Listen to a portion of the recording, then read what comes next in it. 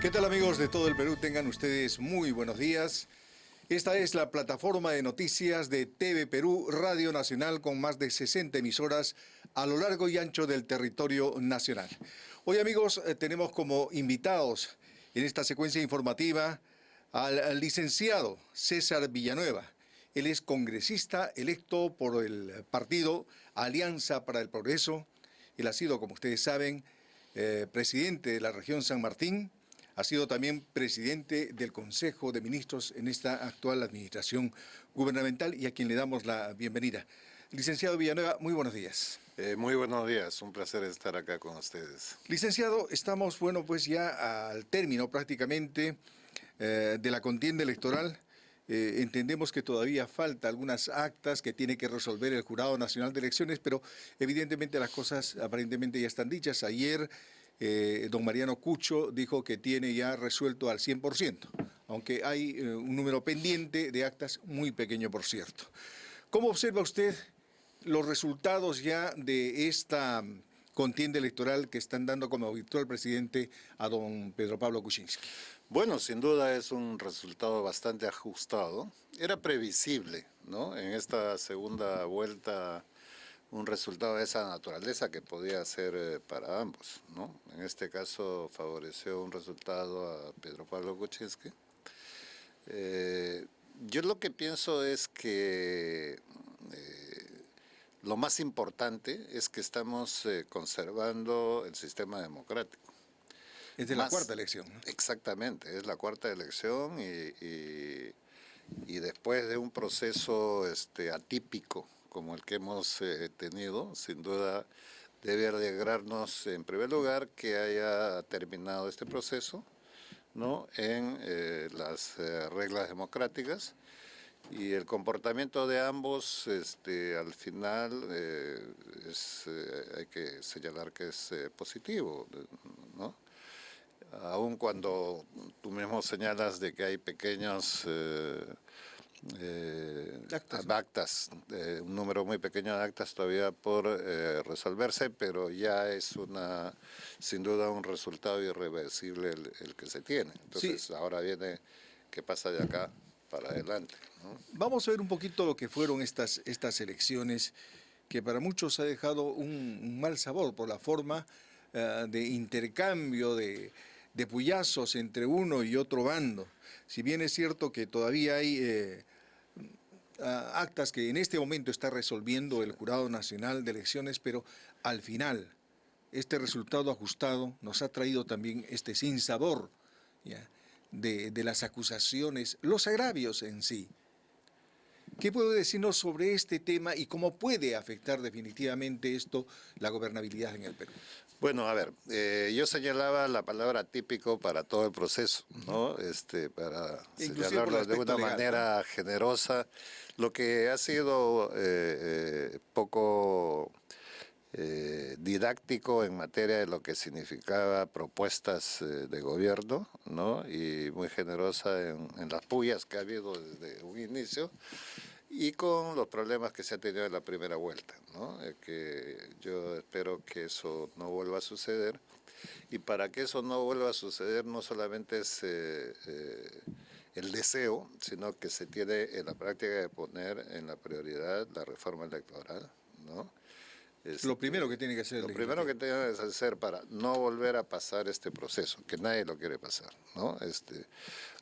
Llegó un momento de hastío en la primera vuelta, toda la población en general, sí, no solamente los políticos que hemos participado, que ponía en riesgo, ponía en duda si terminaba este proceso o no, ¿no? Felizmente ha terminado, aunque sea empujones, pero ha terminado, y eso es bueno, eso es positivo. Pero lo ocurrido en esta segunda ronda, ¿cree usted que podría llegar a afectar la gobernabilidad a futuro? Yo, a contraviento de lo que opina la mayoría, creo que no. Yo lo que creo es que más bien la situación nos ha puesto en una oportunidad, en un escenario de oportunidades para el país muy importantes. En primer lugar, yo lo que creo es que no va a haber un choque frontal entre el Parlamento con una mayoría de Fuerza Popular y el Ejecutivo con Pedro Pablo Kuczynski. Va a haber, por supuesto, ciertas contraposiciones en algunas propuestas, pero sin embargo hay la enorme responsabilidad. Yo creo que Fuerza Popular va a tener que asumir su rol de una mayoría absoluta, porque si el Congreso no funciona, ¿no? Las pantallas van a estar puestas más en el Frente Popular. Y eso no le conviene en el lado de negativo, sino más bien propositivamente. Las pullas que han habido sin duda causan impactos, no hay duda, pero también políticamente todos sabemos que cuando entras a una contienda puedes ganar o puedes perder, como es un partido de fútbol, ¿no es cierto? De tal manera de que una vez terminado ese proceso, cuando las cosas se van enfriando progresivamente, va a haber la serenidad. Yo creo que el Frente Popular tiene gente predispuesta a hacer una buena política y va a entender que su rol más importante estará en manejarse con la mesura, con la inteligencia que corresponde a un proceso. ¿Y por qué digo que es el momento de las grandes oportunidades? Porque nos ha puesto en una situación, la decisión de la población, de tener un ejecutivo diferente a una mayoría en el Congreso, que no es casi usual eso, ¿no es cierto? Claro.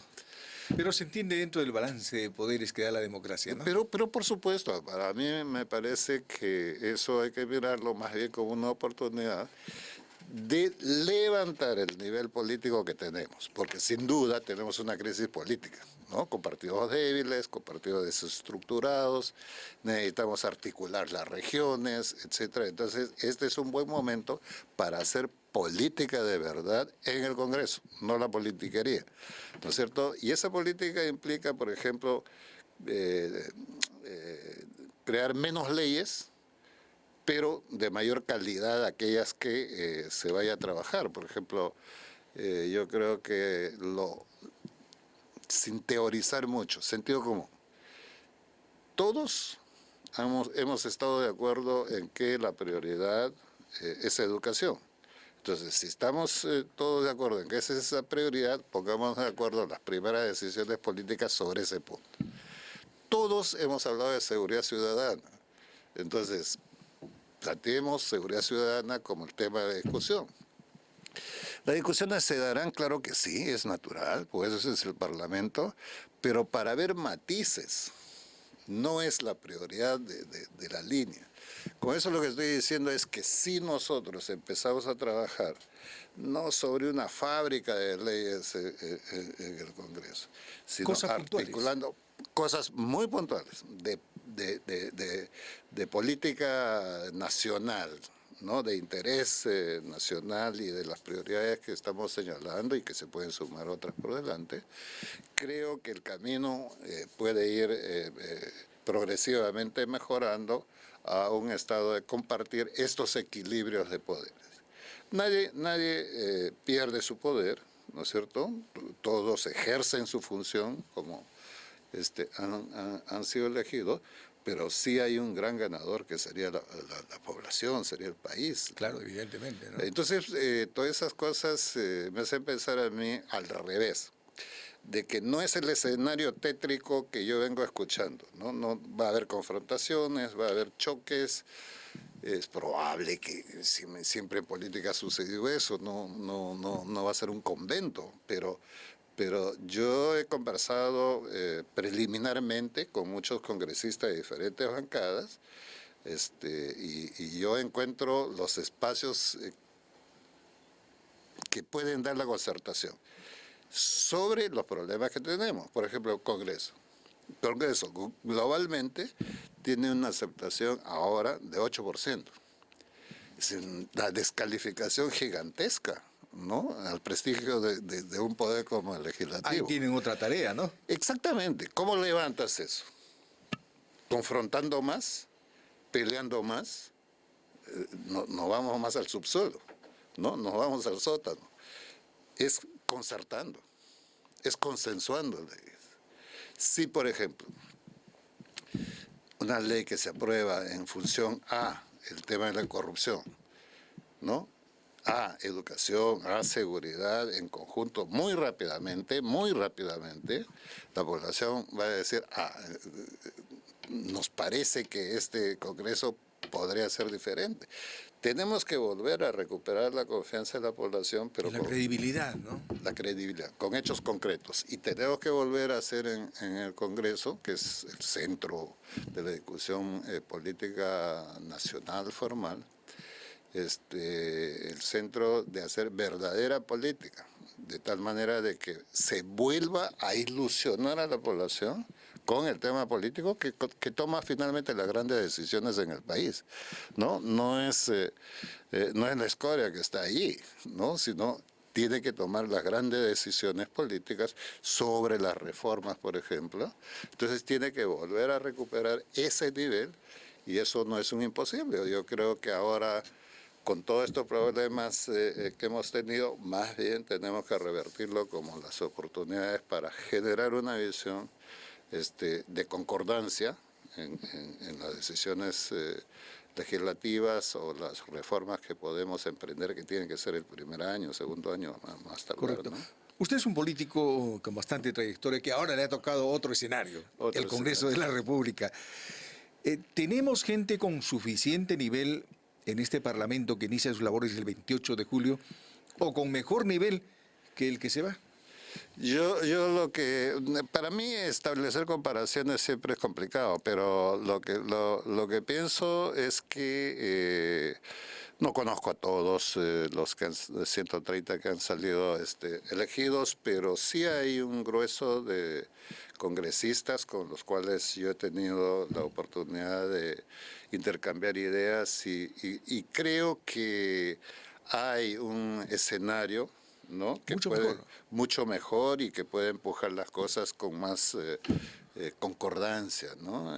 Tenemos que entender que si nosotros no cambiamos nuestra actitud política, esta crisis que tenemos nos puede llevar a escenarios más complicados, ¿no es cierto? Y nadie quiere eso, porque tenemos de por medio una economía, ¿no es cierto?, que no está en crisis, pero está estancada.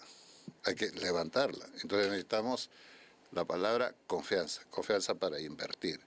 Las regiones tienen que articularse nacionalmente porque son en las regiones donde tenemos que invertir. Y tenemos que buscar una forma de gobierno que pienso que Pedro Pablo es lo suficientemente inteligente para volver a articular entre lo que significa una reforma del Estado, que a mi criterio será la descentralización la más importante del país, pero llevado a romper el departamentalismo para estructurar un país mucho más articulado regionalmente, ¿no es cierto? Entonces, esas instancias pueden ayudar a una gobernabilidad práctica en un escenario distinto también al Congreso. ¿No? Usted ha sido presidente de la región San Martín, un presidente exitoso, por cierto, hay que decirlo. Y hay un planteamiento de Pedro Pablo Kuczynski, del gobierno que entrará a partir del 28 de julio, que ha hablado de la creación de un ministerio exclusivamente para las regiones. Se ha interpretado por parte de algunos presidentes regionales como centralismo, nuevamente centralismo. ¿Cuál es su visión como un hombre que ha tenido experiencia en ese campo? Bueno, en principio saludar el interés de Pedro Pablo de darle importancia al tema de la regionalización. Que el ministerio sea la solución, habrá que evaluarlo. Yo personalmente no creo, ¿no es cierto? Primero porque armar un ministerio te va a tomar un poco de tiempo. Segundo, la aprobación del ministerio es en el Congreso. Y se espera que ese tipo de creaciones puedan tener algún tipo de dificultad. Ahora lo que corresponde es actuar rápidamente. yendo al mismo objetivo de fortalecer la descentralización, lograr niveles de articulación, como en mi caso Atlántico-Pacífico, para unir desde Loreto hasta Piura Tumbes, 8 regiones, ¿no? Con un potencial gigantesco. Lo que necesita es atraer las inversiones a esas regiones, recuperar, ¿no? Ese freno que se ha tenido en la inversión pública y privada, ¿no? Empezar a compatibilizar, y para eso necesitas que las regiones también se comprometan, ¿no? Para las hidroeléctricas, por ejemplo, para ver cómo hay un equilibrio entre el tema ambiental y la minería. No podemos desperdiciar un país con el potencial que tenemos. Riqueza. Y hay, entonces, maneras inteligentes de buscar los equilibrios, así como ha sido inteligente buscar un equilibrio democrático políticamente. ¿Cómo no vas a encontrar un mecanismo de equilibrio social, económico y ambiental? Es absolutamente posible, solamente depende de voluntad. Por eso es que yo siempre, bueno, los amazónicos somos así además, pero me mantengo un optimismo de que a pesar de estas dificultades, sí se puede articular el país territorialmente, políticamente y obviamente socialmente, ¿no? Claro, nuestro país es riquísimo, dice usted, en potencialidades, efectivamente. Por ejemplo, para la generación de energía tenemos muchos ríos, tenemos en la sierra, los tenemos en la selva, pero sin embargo hay un tremendo problema. Las ONGs ambientalistas que dicen que no se puede hacer tal cosa, no se puede hacer cual cosa. Recordamos un tema y que lo ponemos siempre como bandera cuando en el Cusco se quiso hacer una hidroeléctrica en una zona un poco cercana a Sicuani, y les manifestaron pues a los comuneros que estaban en esa zona que les iban a contaminar el agua, una hidroeléctrica. ¿Ya? Resultado, quedó en cero. Hay una de Inambari que también ha quedado en cero. Madre de Dios, entonces ahí hay un tema que trabajar también. Hay ONGs que lejos de colaborar, de poner el hombro, más bien ponen piedras en el camino. Tú me das pie a un tema que para mí es una pasión. Yo creo que este país, si no tiene energía, no va a desarrollar y no va a ser competitivo el futuro, ¿no es cierto? Y curiosamente, nosotros somos un banco energético más grande en América Latina. De tal manera que nuestro potencial hidroeléctrico tiene que desarrollarse en un momento en que la minería, los recursos minerales bajan de precio, baja el canon en las distintas regiones, ¿no?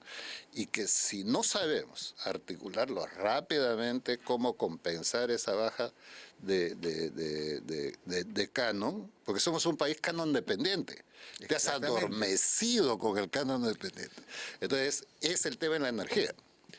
Y el tema de la energía es exactamente lo que voy a decir, atrevidamente. Yo he señalado en el caso de la minería de que el Perú no es un país antiminero. Entonces me dice, ¿por qué hay estas reacciones sociales? ¿Por qué hay estas movilizaciones? Las hay, porque sencillamente tenemos una población frustrada y decepcionada porque le has hablado de tanta riqueza, pero no le gotea allí. Entonces no es un problema de explotación de eso, obviamente con todos los cuidados y los equilibrios ambientales, sino de redistribución. El canon es una redistribución totalmente inequitativa en las propias regiones, porque las propias regiones, tú tienes los distritos y las provincias que están beneficiando del canon, como los hijos ricos, y en esa misma región tú tienes distritos y provincias que no reciben ese canon, como el hijo pobre. Y otras que... En el caso de San Martín, nosotros no tenemos canon. ¿No tienen canon? No, nada, ni un sol, ¿no? Pero somos la quinta región con mayor crecimiento económico del país, ¿no es cierto?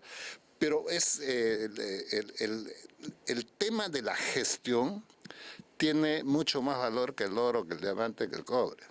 La gestión. Porque, a ver, hay regiones que tienen mucho dinero con canon, pero tienen un nivel de pobreza mayor que en cualquier otro sitio. Quimbiri en el Cusco. Entonces, es un problema de redistribución. Pero lo que yo quiero señalar es una posición posición anti, ¿no es cierto?, anti-minero, anti-hidroeléctricas, etcétera, tiene escenario que los escuche cuando somos un país débil, cuando somos un país que no sabe exactamente por dónde ir, por dónde... Por eso, en este tema de la regionalización, sea con el ministerio, sea otro mecanismo, lo que el gobierno de Pedro Pablo Kuczynski tiene que hacer es hacer que las regiones sean sus aliados y se vea qué es el beneficio que van a tener esas regiones en función a sacar esa riqueza desde las regiones, porque Amazonas, por ejemplo, la región de Amazonas, yo soy amazónico, ¿no? Y tengo mucho aprecio a la región de Amazonas, es una región que está en niveles de pobreza, pero es un banco energético hasta para exportar. Una vez cubiertas nuestras necesidades nacionales, tú puedes exportar. Y de allí ellos pueden tener un canon energético que les permita financiar sus proyectos de producción y otro tipo de infraestructura. Entonces, es el tema. ¿Cómo hacemos inteligentemente una explotación de la riqueza que tenemos? La gente va a entender progresivamente. No hay gente que no quiera vivir bien. Entonces, si yo tengo un agitador, un promotor allí, no va a tener mayor eco si es que efectivamente yo te demuestro que explotando eso, tú estás en mejores condiciones. El diálogo. El diálogo. El diálogo es importante. El diálogo es la herramienta más valiosa para la política.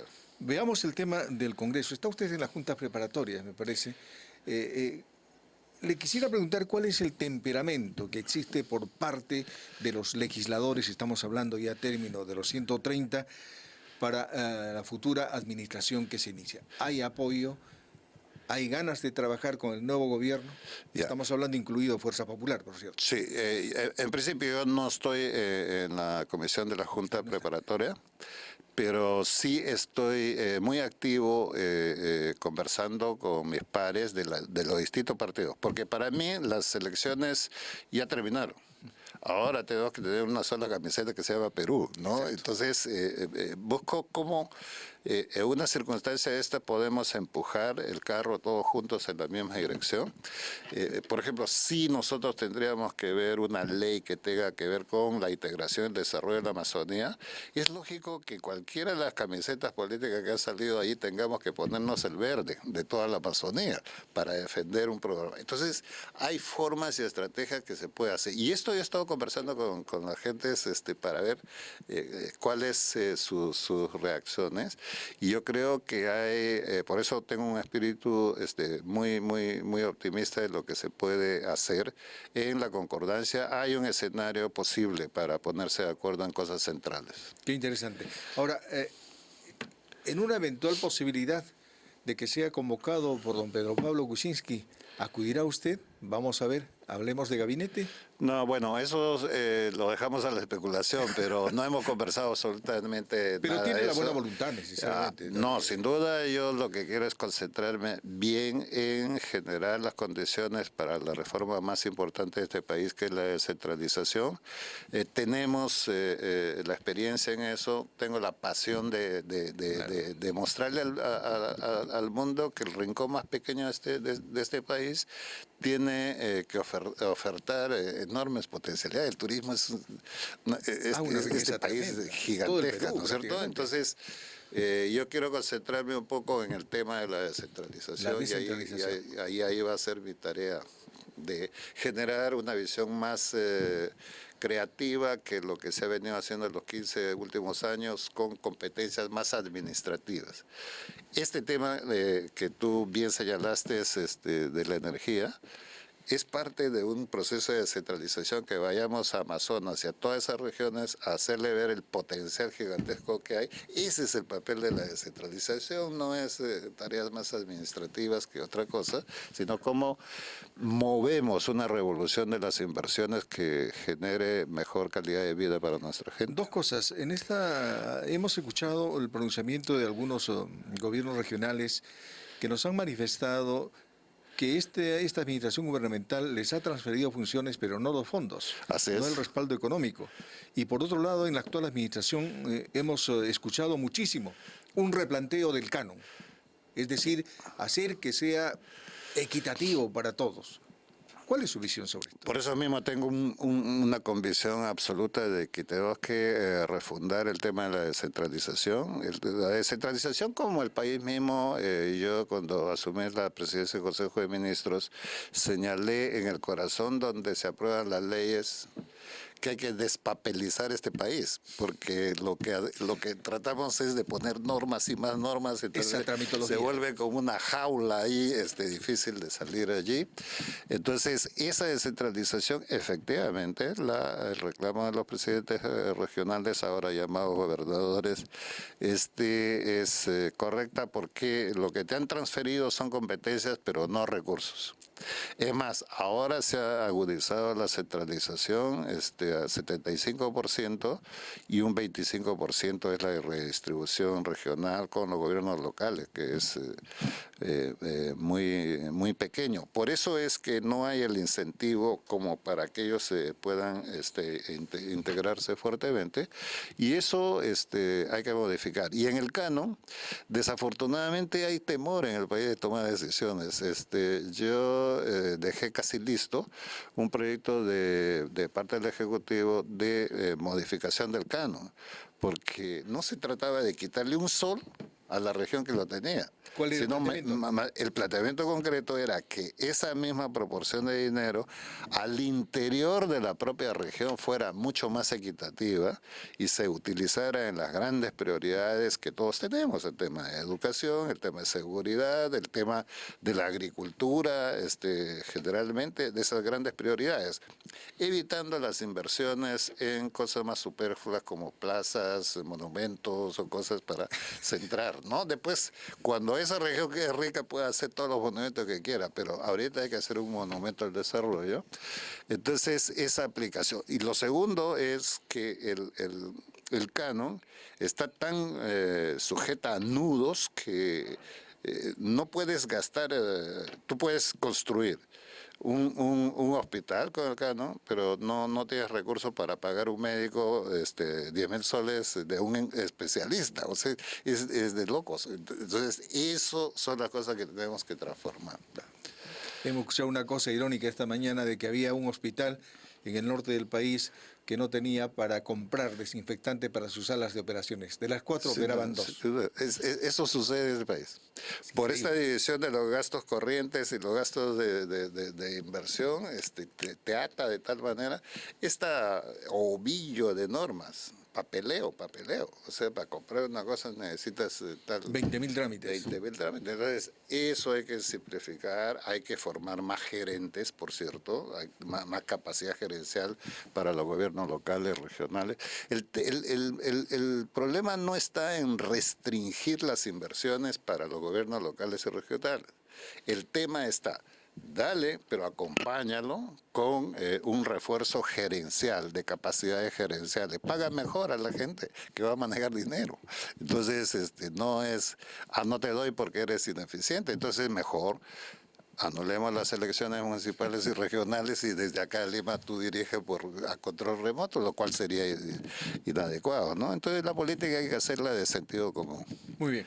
Nuestro agradecimiento al licenciado César Villanueva, congresista electo de la República por el partido Alianza para el Progreso. Muchísimas gracias, licenciado Villanueva. Nos ha quedado corto el tiempo para hablar. Sí, a ti las gracias y te agradeceré mis saludos a Alberto Cuquín, que está delicado y que no ha podido estar acá con nosotros. Sí, muchas gracias. Votos por esa pronta recuperación, Alberto. Te queremos muy pronto aquí.